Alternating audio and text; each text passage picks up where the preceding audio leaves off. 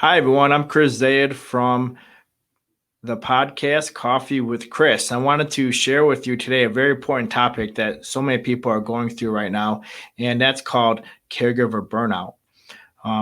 During the pandemic, a lot of family members were the ones caring for their loved ones, and especially with a lot of the facilities shutting down and all the unemployment changes that have happened where the workforce is not the way it used to be right now. And we have a lot of employees in many different industries deciding to collect unemployment and not working. So that causes the workforce employers not able to have, in the home care industry, a lot of the caregivers were not working. So it makes it a little bit more difficult. And so what happened was a lot of the family members were out there caring for their parents. And so this is our topic for today. Welcome to our show, Coffee with Chris. I got my Tim Hortons coffee today over here. So let's take a sip. All right, let's start our show. Welcome to our show, Coffee with Chris. Our mission is to provide you with home care tips, education, and resources to ensure you receive the quality care you deserve in the comfort of your home. Hello. Let's talk about caregiver burnout. It is real. It really is. I've seen this for so many years. I've been doing non-medical home care services for 9 years. And I would say working with our home health team, and I would say another 4 years with them prior to I opened up my non-medical home care. So I got a little taste of what family members really have gone through. But it really has been affected tremendously during the pandemic because a lot of family members are hurting because they are the caretakers right now. Unfortunately, with the workforce, there's not many workers that are working right now, so it's very difficult to find the help. And it doesn't matter what industry, but specifically with caregiving services, there's a lot of family members that are taking care of their loved ones and have to step in. And the facilities are not allowing people to go see their family members, and so there's also employees in facilities and nursing homes, hospitals, all working their butts off. The ones that are working so many hours right now, and they themselves get burnout too. So it's not just being a caregiver, but I always relate it to the family members as the caretaker. The caregiver that's working for a home care company is the caretaker. We all are caretakers. At the end of the day, we take care of somebody, and no matter what it is, we all can get burnt out. So, we all have good days and we all have bad days, and this is normal. Eventually though, we may find ourselves edging dangerously close to a meltdown over a specific type of situation that would have previously have been considered maybe a mild irritation. So the future begins to look a little bleak, and our responsibilities start to feel a little endless. So that's when you start to feel, I think, with a lot of caregivers, I've experienced this over the years, that a reach of a little bit of a breakdown. So how do you spot out and distinguish the small fires, right, that left smoldering and can eventually lead to burnout? What do? You are fired up, you're angry, you're at the point of that I don't have any more resources. There's no one out there to help me, right? So it's to take preventative action before a burnout is going to be really important, right? In order for this whole thing to work, right? So the sneaky side of caregiver burnout, sometimes it sneaks up on you. You don't, at least you don't even expect it. Your parents all of a sudden you start to see symptoms, and you start to feel that they're starting to lose their independence, and And with the pandemic is, you're working at home and you start to see a little bit more about what's going on at your parents' home, right? And you are stopping by over there, you're calling more often. And, you start to literally seek care and try to figure out like, hey, listen, I'm trying to do this on my own, but I realize that I also have a life, right? So there's always a cumulative of things that happen at this point in time in your life, and you're adding it all up. Physical and mental health is so important, and to take a daily log of that and actually see your trends and your behaviors and your reactions on what you're dealing with, and is this actually normal, and how are you actually feeling on a specific particular day, and are you starting to see trends? And these trends are the ones that you constantly want to kind of narrow in on, so that way you can address them to make them better for yourself, so you don't get to the point of a breakdown, you get to that breaking point.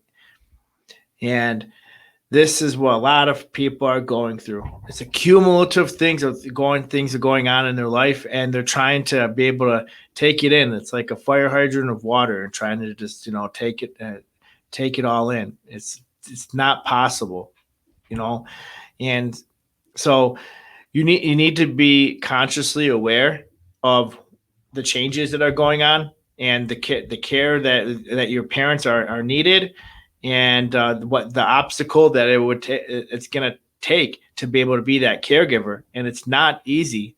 You have a family, you have kids, you have work, you have your personal hobbies that were taken away. And during this whole pandemic, a lot of things were taken away from a lot of people. You're not the only one sitting in this boat.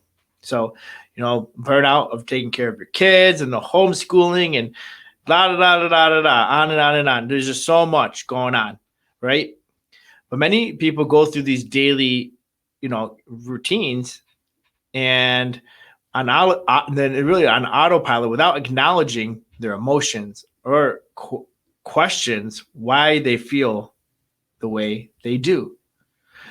So if we get to know ourselves a little bit better, we would be more likely to catch the thoughts and the signs that we're really being drawn into a negative and type of hopeless type of mindset, and seek help before we even get to the point of we're going over the edge, right? So if you find yourself thinking and doing or saying any of these things, these are warning signs. These are warning signs of getting to the point of getting burnt out. And there are signs that you need to be aware of. And this is things that we're going to go over today about the signs. And that's the unrelenting fatigue. It's the fatigue of that you're not getting rest, and that your sleep patterns have changed, and you're constantly tired without any type of reasonable explanation whatsoever. And you should probably at that point in time, make an appointment with your primary care physician. And if you're look at some type of preventative tips that they can offer for you too. But keep in mind that the stress of being the caretaker can affect both your mental and also your physical health. So, and then frequent illnesses. If you're starting to feel that you're getting sick, but it's been several weeks and you still can't shake it, the stress, the strength of one's immune system is an excellent measure of your overall health. A red flag may be if you get headaches. That's one, or the flu or bacterial infections and other illnesses that more often happen that more often that you've had maybe in the past too. But if this is a new pattern for you, your immune system may be compromised because of one simple change, is that you're stressed and your sleep deprivation or your depression. So your body is just telling you that, hey, listen, it's time to make a change, and if you make this change, you're going to feel a little bit more better. But during these times of being the caretaker and being the one that you're taking care of your loved one, you start to neglect yourself and not doing the right things, right? And then the next stage that it goes into, the unpredictable anger, right?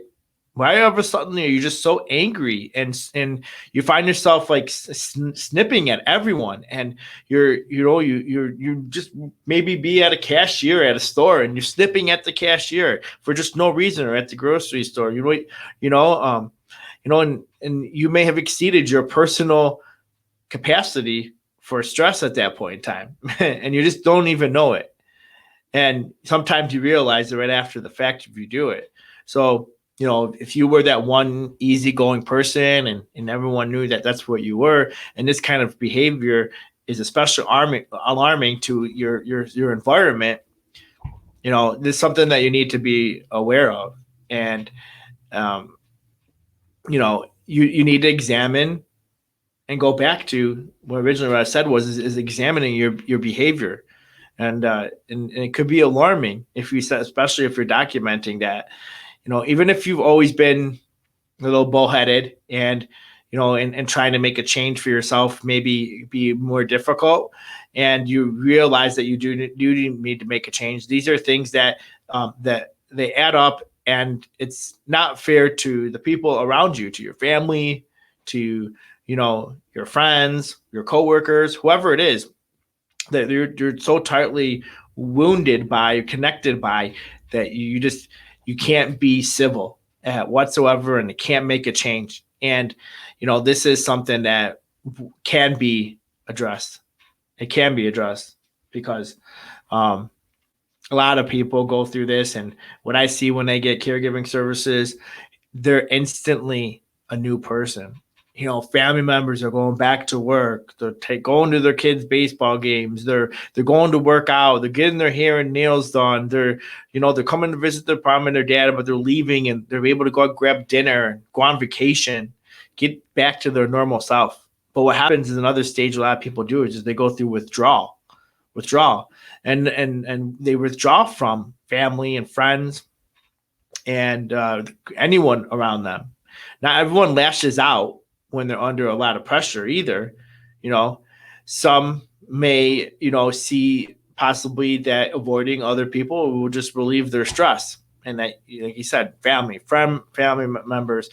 And you don't complain about what you're going through. But you want to find or seek some type of enjoyment, right? And then enjoyment is sometimes just not being around anyone or having any type of company over or whatsoever.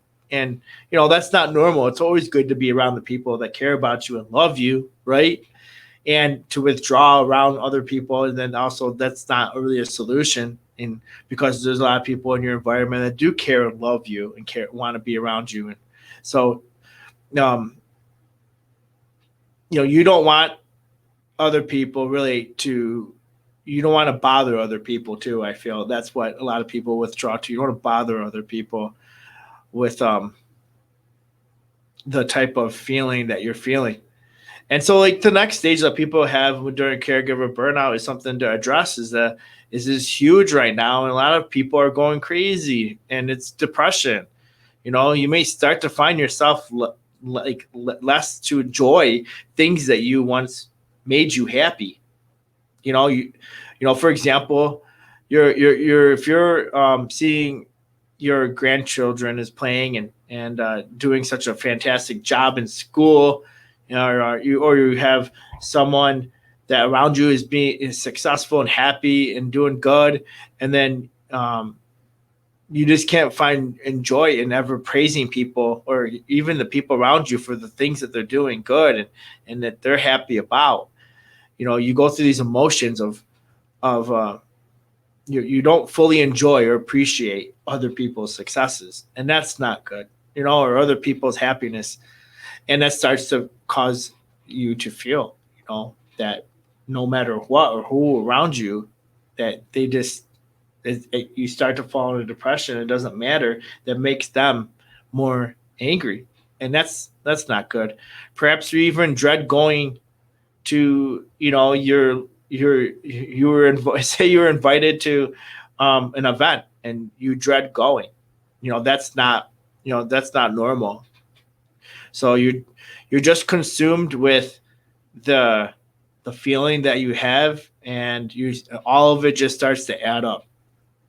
And then the loss of interest and focus and your hope and the interests that you have and the focus that you had and all the things that you liked. It seems that every time you do, any type of a hobby that you enjoy, like say it's yard work or say it's cooking or going out and running errands or going out and working out, you inadvertently hurt yourself by not doing those things in between the times that you have the time for yourself.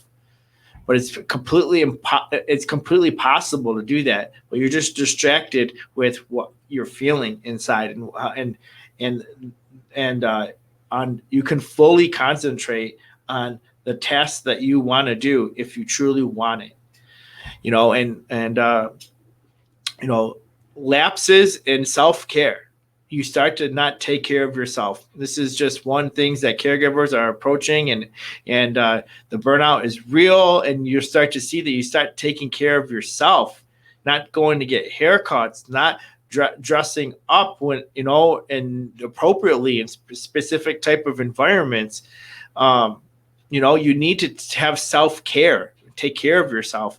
Make appointments. Don't break them. Go to them. Get a massage. Do the things that make you feel good. Take a shower every day, and sometimes and take a bath. Go for a walk, and exercise. Cook the meal, or go carry out and bring a meal, and just gotta recharge yourself, so that way you get to the point where you're not at the breaking point, which is what everyone is getting to. So if you really are experiencing this and all these different type of symptoms, you may already have burnout. Burnout of taking care of your loved one. And it doesn't mean that you can get back to normal. It can happen instantly once you address all of these things and realize that it's sometimes beyond you and you need to ask for help. So a lot of the situations just get worse if you don't be able to reach out to. You can go to churches, you can go to your family members, you can go to your neighbors, coworkers, whoever it is. If you can't afford to get help, there's other people in this world maybe possibly can help you. And you need to figure out what it is, the portion of your day, so you could take that break and have self-care and take care of yourself, and schedule it to make sure that whatever your time off is your time off is for you. So you need to try to beat the caregiver burnout during these times, because it's so important. Because if your loved one has dementia, that's never going to get better. Sometimes, most of the time, it progressively gets worse. And then you are young and you're taking care of yourself, and you're not progressively getting worse. You're just getting worse with them. But you have a long life to live. And what type of life is that? It's not. So you have to find a common denominator for yourself to reduce yourself, to be able to find yourself some type of additional support. Many family members take on this responsibility with limited or no type of assistance, which is it's an ambitious feat. The trend is to continue to going alone, right? But at some point, this decision is just going to catch up to you. It's going to catch up to you, and it can take you to a dark place. And it causes, like I said, depression and illness.